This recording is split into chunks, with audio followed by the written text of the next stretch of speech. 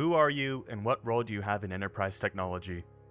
I'm Amanda Fratticcioli. I'm the Executive Director for the Office of the CIO and Operations. Underneath my portfolio, I have communications, HR, the business office, digital strategy, operations, and finance. So anything people, process, kind of falls underneath my portfolio, and also help our CIO Cole Camplese with any special projects and initiatives that he needs assistance with. Can you tell us a little bit about how you got here today? I had a unique path working in IT and higher education. This isn't where I thought my path would go. Growing up, I was always interested in law enforcement, criminology, and so when I went to West Virginia University, that is what I studied, was criminology, and then minored in communications.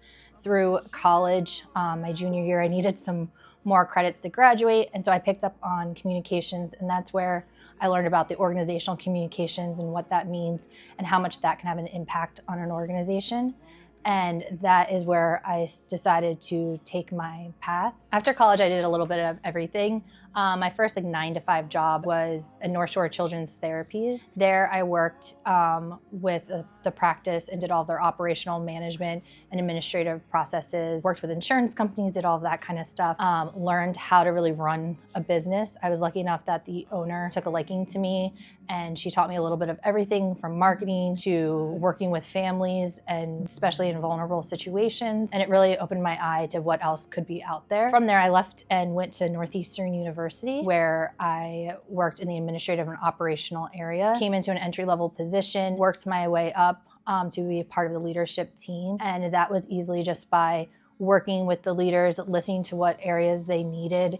There was problems that needed to be solved. I was able to do that. And I really worked closely with our CIO, Cole. And working with Cole at Northeastern University was really unique. And one of the big things that I did for him is we started a digital workflow where I was able to help him with his everyday tasks, following up with our leadership team, making sure that the AVPs were getting done what they needed to do. And through this little thing that people probably never would have thought would have gotten me here, it just exposed me to all the things that were going on in the CIO's office. I was able to quickly lean in since I saw stuff in the digital workflow and be able to provide help, assistance, kind of coordinate any issues that we had. Anytime there was an emergency or they needed a bat phone, it was, hey, Amanda, can you work on this, or can you do this? And if they weren't asking me to, I was seeing it within our digital workflow tool to be able to just know to take the initiative and do that. And just by helping with that, it really allowed me to be in the room, make more of an impact. Slowly, I was speaking up in different areas and able to give experience, my viewpoints, and just really make more of an impact to the organization.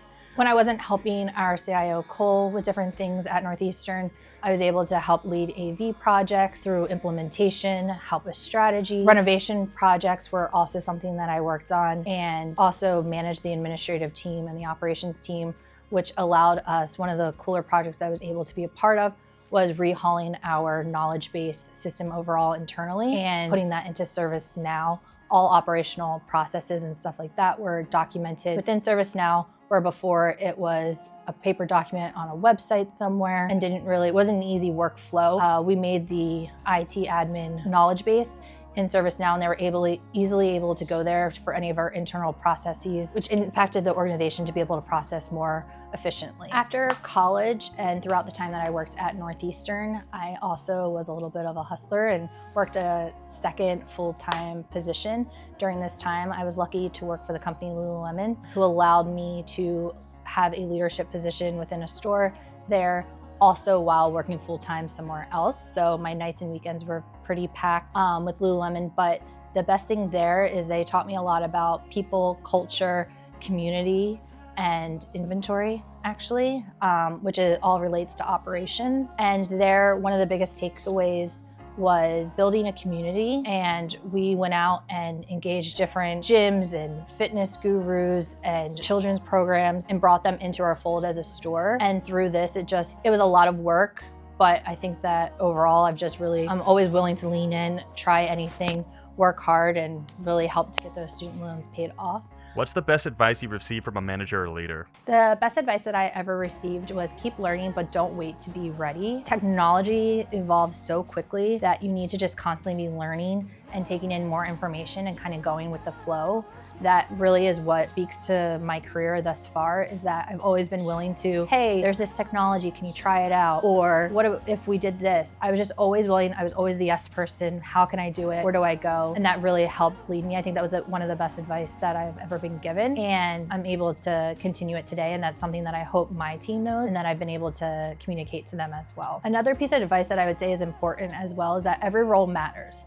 Whether it's us in leadership or if it's someone out on a networking job or putting cables in for the football game next week, we all have roles and we all have perspective, and everyone's perspective helps shape what our organization is. I think it's really important to realize that you need everyone to come together as one organization. My role isn't any better than anyone else's.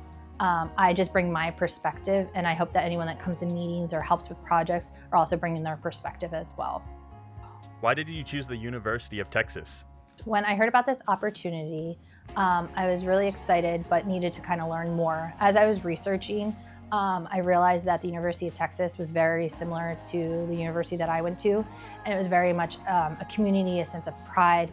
Everyone is happy to be a Longhorn, and that is really what drew me here. When I previously worked in Boston, it was a city campus. You didn't really get that perspective. It wasn't everyone walking around with their college on their shirt and saying, "Go us," or anything like that.